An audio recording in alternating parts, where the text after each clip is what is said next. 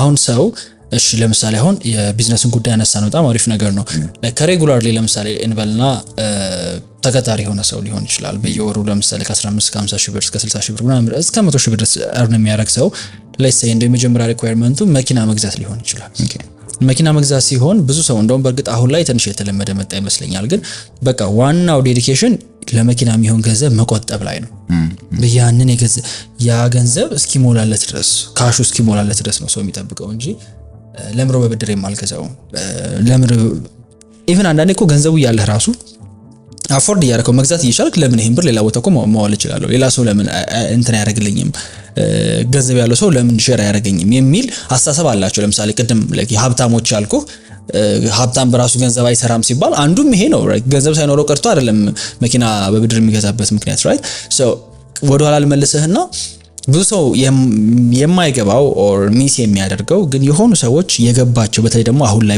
በርግጥ እንደው ነገሮች ትንሽ ኦፕን ይሆኑ መጥተዋል ግን በተለይ ደግሞ በፊት የዛሬ 4 አመት 5 አመት ምናምን ከዛ በፊት የሆኑ ሰዎች ገብቷቸዋል የባንክ ጨዋታ የሆኑ ሰዎች ደግሞ ገና ናቸው እኔ ራሴ ገና ነበርኩኝ አሁንም ገና ነኝ በርግጥ ብዙ እየተማርኩ ነው ገናና ምን አይነት ጌሞች አሉ ምን አይነት አሰራሮች አሉ ኢሌጋል አይደሉም ሌጋል ናቸው ግን ብዙ አልታወቁም የምትላቸው ነገሮች መልካም ቁጠባ ኢንቨስትመንት አይደለም አሁን እኛ ሀገር ባለው ሁኔታ አንተ ገንዘብን ብታስቀምጥ ባንክ ቤት የተቀመጠ ገንዘብ በየጊዜው በየወሩ በትንሹ አሁን ባለው ኦፊሻል ዴታ 13 ወይ 14% ዋጋውን ያጣል ኦፊሻሉ ነው ኦፊሻል አንኦፊሻሊ እንግዲህ ደግሞ ያው እኛ ሀገር ጥናት እንዴት እንደሚደረግ ስለምናቅ ከዛ በላይ ደግሞ ያንተ ገንዘብ የመግዛት አቅሙ እየደከመ ነው ስለዚህ አንተ ገንዘብ ቆጥብ ያለው ይያልክ ያረጋል በሌላ ሳይድ ግን ያጣን ያለው ከዛ ይልቅ ባይሆን ገንዘቡን ያስቀመጥክበት አካል ለምንድነው ለአንተ ያንተን ገንዘብ አስቀምጦ 7% እየከፈለ ያለው እሱ እያተረፈበት ስላለን እዚያውም ቤት ኪራይ ከፍሎ ለብዙ ነገር ወጪ አውጥቶ አስቀምጦ ስቲል 7% ከፍሎ እንትን ያደርጋል 50 ሺህ ሰራተኛ አስተዳድሮና ሶ ገንዘብ ስታስቀምጥ አሁን ኢንቨስት እያደረኩ ነው ብለህ ማሰቡ ራሱ የመጀመሪያው አንዱ ስህተት ይሆናል ማለት ነው ሰዎች ገንዘብን በተቻለ መጠን ወይ ሊሰሩበት ኦር ደግሞ የሆነ ነገር እንትን ሊሉበት ይገባል ነው ከሁሉ በላይ ይሄን ስንል አንድ ቁልፍ ነገር ምንድነው ዛሬ አንተ እጅ ላይ ያለ ካሽ ስለ ገንዘብ ስናወራ any kind of cash ማለት ነው የዛሬ 5 አመት ወር የዛሬ አመት ካለው ዋጋ ዛሬ አንድ ካሽ ያለው ዋጋ ይበልጣል ይሄ ፕሪንሲፕሉ ነው የገንዘብ ፕሪንሲፕሉ ነው $1 ዛሬ is always much more than $1 after a month ምክንያቱም ዛሬ you can do a lot with it ዛሬ ከሰራህባት ከዛሬ ወር በኋላ ዋጋዋን ልታባዛት ስለምትችል ቅድም የምትላት ነገር ሀብታሞች በራሳቸው ካሽ የሆነ ነገር የማያደርጉት ለዚህ ነው የራሳቸውን ካሽማ they know it worth more ከ10 ወር በኋላ ስለዚህ እሱን ወደ ሌላ ይወስዱትና መኪና ሲገዙ በሌላ ሰው ካሽ ይገዙታል እኛ በቆጠብ ነው ለዚህ they know ካሹ ነገር ወርስ የሚያደርግ so የመጀመሪያው እንትናቸው እኛ ምንፈራው ምንድነው ኦኬ ከብድር እንትን ካልኩሽ ብድር ልገፈግፍ ለባንኩ ነው ምንለው ብድር ልከፍል ልከፍል ካልኩሌት ታደርገዋለና በየወሩ ይመጣውን ዛሬ በካሽ 1.1 ሚሊዮን ብር ልትገዛ ያለውን መኪና 2 ሚሊዮን ይሆናል ብድሩን በ5 አመት ስትከፍለው ከዛ አይ 2 ሚሊዮን ከምከፍልማ ይቀርልና 2 ሚሊዮን ብር ያጠራቅማል አስቀምጥ ወስዶ ይሰጣል ባለ መኪና ሶ አንዱ ቢዝነስ ላይ ያሉ ሰዎች ባለሀብቶች የሚያደርጉትና የሚያውቁት ነገር እንዳልከው እንግዲህ ያችን 2 ሚሊዮን ብር የሚሰጠኝ ባንክ ካገኘው ሙሉ ላይ ሰጠኝ ይችላል 500 ሺውንም ከኔ ተቀብሎ 1.5ቱንም ይስጠኝ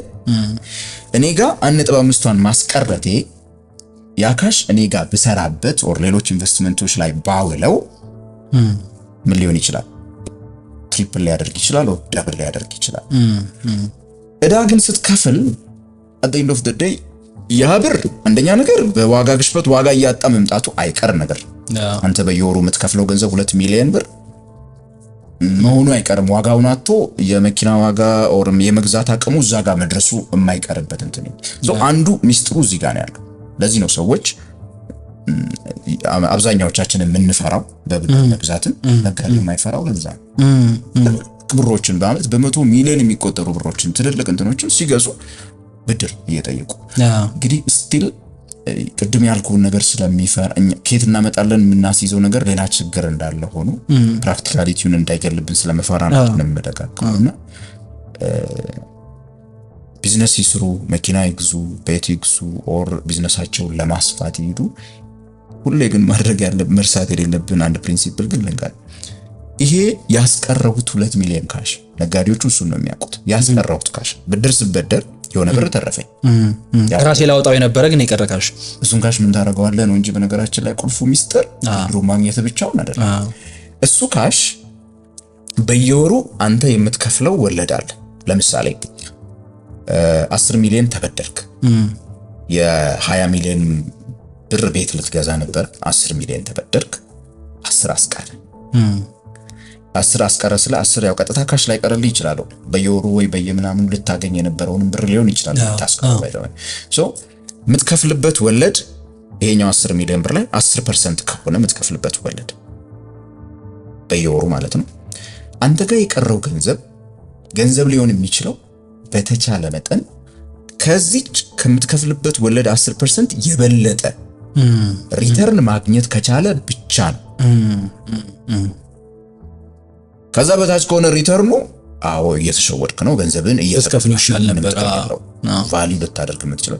ሶ አብዛኛው ነጋዴ የሚያደርገው እዛ ጋር አይ ቲንክ ይሄ ነው ዋናው ቁልፍ ነገር ይመስለኛል። ምክንያቱም ሰው መኪና ለመግዛት አስቦ በባንክ ሲሆን ኦፍ ኮርስ ይጨምራል፣ የታወቀ ነው ማርኬቱ ላይና በባንክ ሲሆንና በካሽ ሲሆን ያለው ዲፈረንስ ይመለከተውና ባይ ዲፎልት የሚያስበው በየወሩ ኮንስታንትሊ የምትከፍለው ገንዘብ አለ ነው። ለ5 ዓመት ያህል ሚኒመም 5 ዓመት ሙሉ መክፈል በየወሩ በጣም ትልቅ ኤክስፔንስ ነው የሚመስለው ሲታይ ማለት ነው። ግን ይቺ አንዳንድ ሂድን ኮስት የምንለው ነገር አለ ቢዝነስ ላይ። ሂድን ኮስቱ ግን ኢንፍሌሽን ነው። ኢንፍሌሽንን ኤቭሪ ሲንግል ታይም የምታስበው ነገር አይደለም።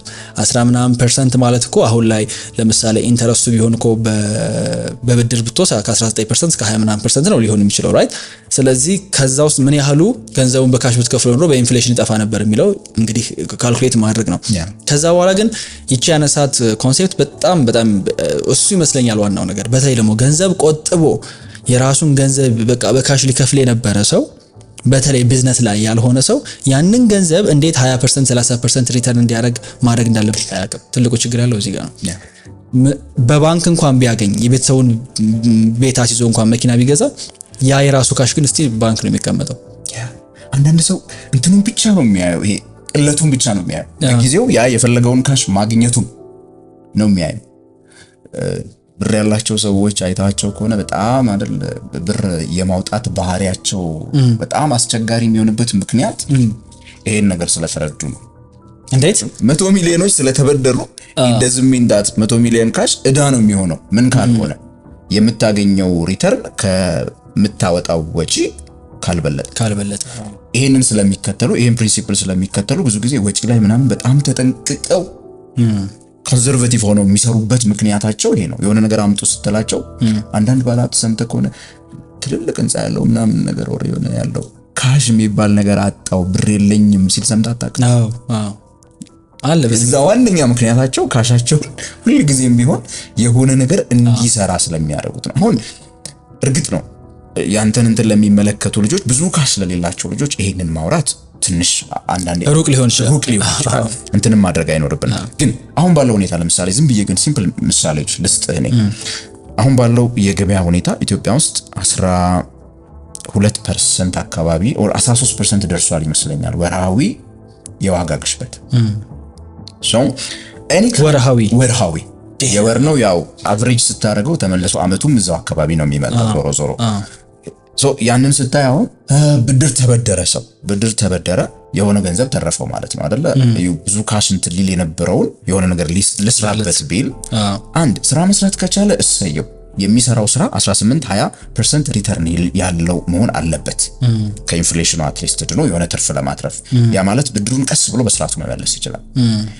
ኢቭን አሁን ባለው ሁኔታ ሪስክ ፍሪ ሬት የምትባለው በእኛ ሀገር ለመንግስት ብታበድረው ባለው የገበያ ሁኔታ ለመንግስት ማበደር እንችላለን። ለመንግስት 15% ልታገኝ ትችላለህ በአንድ ወር ብታበድረው ማለት ነው። በምን መንገድ አበድረው ማለት በ15% አመታዊ ልታገኝ ትችላለህ። 15% ያው የመንግስት የግምጃ ቤት ሰነዶች የሚባሉ ነገሮች ሜቢ ዜና ላይ ሰምተህ ሊሆን ይችላል። ድሮ በሬዲዮ የሚነገር ነበረ በየጊዜው የሚሸጥ ማለት ነው። እሱ የመንግስት የግምጃ ቤት ሰነድ ለመጀመሪያ ጊዜ ዘንድሮ ነው በ2024 ፌብሩዋሪ አካባቢ ይመስለኛል ፖዚቲቭ የሆነው ሬቱ እላው ላይ የሚገኘው ትርፍ ለመጀመሪያ ጊዜ ፖዚቲቭ ነው። አዎ ማለትም ከኢንፍሌሽን የበለጠው ለመጀመሪያ ጊዜ ቅርብ ጊዜ ነው። ሁሌ ከኢንፍሌሽን በታች ስለነበረ ባንኮች ነበሩ የሚገዙት፣ ባንኮች ደግሞ ግዴታቸው ስለነበረ ነው የሚገዙት፣ እየከሰሩበት ማለት ነው፣ አያተርፉም ነበር። አሁን ግን for the first time ኢንፍሌሽን 13% እሱ 15% አካባቢ ደርሷል አማካይ ዋጋቸው። ያ ማለት አትሊስት ሰው 12% ድረስ ለምሳሌ 13% or 14% ትበደር ብድር ቢያንስ ግምጃ ቤት ሰነድ ብትገዛበት ትርፍ ባታተርፍ እንኳን አንድ ወይ ገንዘብህን ባለበት ማቆየት ትችላለህ ኦር 1% የምትደርስ ትርፍ አትርፈ መመለስ ትችላለህ። ይሄ the worst case scenario ነው ባይተው እንግዲህ ቢዝነስ ምን ያህል ግን አክሰሲብል ነው ይሄ? አሁን በጣም አክሰሲብል ነው በነገራችን ላይ። አሁን ባለው ሁኔታ በሁለት መንገድ ልታገኙ ትችላለህ። እንዲያውም አንደኛው መንግስት ራሱ በየሆነ ጊዜ ስኬጁል ያወጣና ጨረታ ያደርጋል። አሁን ባለፈው ጁላይ ኦገስት ሰፕቴምበር ያለው የመጀመሪያው ኳርተር ውስጥ መንግስት 103 ነው ምናምን ቢሊዮን ብር ፈልጎ ጨረታ አውጥቶ ኦልሞስት ከዛ በላይ ነው እንዲያው 110 ምናምን ቢሊዮን ብር አግኝቶበት ጨርሷል። በዚህ በግምጃ ቤት ሰነዶች በግምጃ ቤት ሰነድ ብቻ ማለት ነው በመጀመሪያው ኳርተር። ቀጣይ ኳርተርም ያወጣል ኦልሞስት ወደ 300 ምናምን ቢሊዮን ብር የበጀት ጉድለቱን ከዚህ ነው መሙላት የሚፈልገው መንግስት በዚህ በሚቀጥለው አንድ አመት ውስጥ ማለት ነው። ሶ ያንን ከ5000 ብር ጀምሮ ቀጥታ ለብሮከር ወር ደግሞ እንግዲህ ኢንቨስትመንት ባንኮች አሉ አይደል? እነሱ ኢንቨስትመንት ባንኮች ጋር ሄደ በአካል ወር አካውንት ከፍተ ብዙ ልትላቸው ትችላለህ። ኖት ጀስት ዳት ኦሬዲ ገዝተው በእጃቸው ያሉ ባንኮች፣ ግለሰቦች፣ ኢንስቲትዩሽኖች አሉ ከነሱ መግዛት ትችላለህ አንተ ትሬደብል ስለሆነ ኢንስትሩመንቱ በዛ አድርገው በበልክ የገዙ ካሉ ኖት ጀስት ዳት ብሩን በአስቸኳይ ፈልገው ትልልኝ ለምሳሌ 100,000 ብሯን ብቻ የፈለገ አንድ ተቋም ሽጡልኝ ብሎ ደግሞ ይሄዳል ኢንቨስትመንት ባንኩ ጋር አንተ ደግሞ እሱን መግዛት ትችላለህ። ይሄ ግን እንዳልኩ በጣም ሪስክ ፍሪዋ ነች። ከምን ያህል ገንዘብ ጀምሮ ይሆናል? ከ5000 ብር ጀምሮ። ከ5000 ብር ጀምሮ። ይሄ ግን ለወጣት የምትመክረው ምክር አይደለም። ቢኮዝ ወጣት ምን ይሰራል ግምጃ ቤት ሰነድ እየገዛ በጣም ቴክ ሞር ሪስክ ማለት ሄዶ ገብቶ የሆነ ስራ መስራት መቻል አለበት። አይ 20 እና 30% የሚያመጣ ንግድ ውስጥ መግባት መቻል አለበት ያን ከሚያደርግ ይልቅ ማለት ነው። እኔም አሁን ይሄንን ስትመክረኝ ለምሳሌ 300,000 ብር የግምጃ ቤት ሰነድ ከምገዛበት ካሜራ ብገዛበት እመርጣለሁ። ኦብቪየስሊ ከዛ ካሜራውን ሬንት አደረገውና በየወሩ ሰራበታለሁ። ከዛ መጨረሻ ላይ ደግሞ ሸጠዋለሁ። ኤዲቲንግ ብትሰለጥንበት ይሻላል። ትሩ